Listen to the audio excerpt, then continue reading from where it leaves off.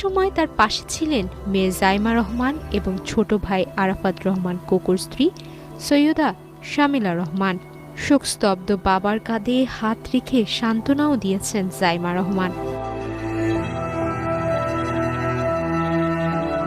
এর আগে গুলশানের ১৯৬ নম্বর বাড়িতে খালেদা জিয়ার মরদেহ বহনকারী গাড়িটি পৌঁছানোর পর তার পাশে ছুটে আসেন তারেক রহমানের স্ত্রী ডক্টর জুবাইদা রহমান। এর আগে খালেদা জিয়া যেদিন অসুস্থ হয়ে হাসপাতালে ভর্তি হন তখন থেকেই পাশে ছিলেন কোকোর স্ত্রী শামিলা রহমান। কয়েকদিন পর লন্ডন থেকে ঢাকায় এসে শাশুড়ির সেবায় নিয়োজিত হন খালেদা জিয়ার বড় পুত্রবধূ ডক্টর জুবাইদা রহমান। টানা ১.৫ যুগের নির্বাসিত জীবন কাটিয়ে ২৫ ডিসেম্বর দেশে ফিরেন তারেক রহমান ও তার মেয়ে জাইমা রহমান। সেদিন থেকে শুরু করে ৩১ ডিসেম্বর খালেদা জিয়ার দাফন পর্যন্ত জিয়া পরিবারের এই সদস্যদের বারবার দেখেছেন দেশের মানুষ।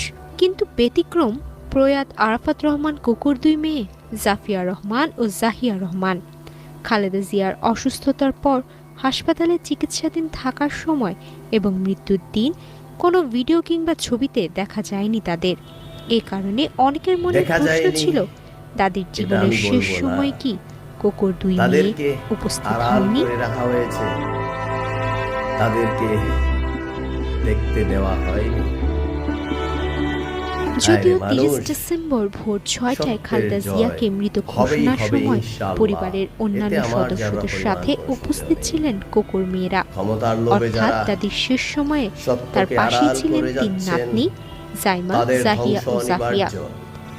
৩১ ডিসেম্বর সকালে খালেদা জিয়াকে যখন গুলশানের ১৯৬ নম্বর বাড়িতে আনা হয় তখনও সেখানে ছিলেন নাতনিরা। দেশে আসার পর জাইমা রহমানের মতো জাহিয়া আর জাফিয়াও ওই বাড়িতেই অবস্থান করেছেন। গুলশান থেকে খালেদা জিয়ার মরদেহ জানাজার জন্য মানিক মিয়া এভিনিউতে নিয়ে যাওয়া হয়। নারীদের জন্য ছিল আলাদা ব্যবস্থা।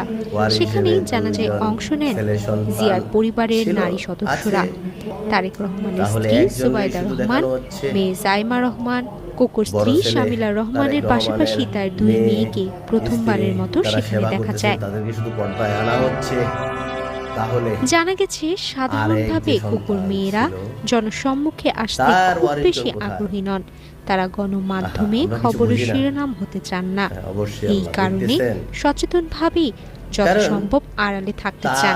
তবে তাদের শেষ বিদায়ের সময় সেসব চিন্তা না করে পরিবারের অন্যান্য সদস্যদের সঙ্গে ছিলেন জাহিয়া ও জাফিয়া। আড়াল করে রাখা হয়েছে।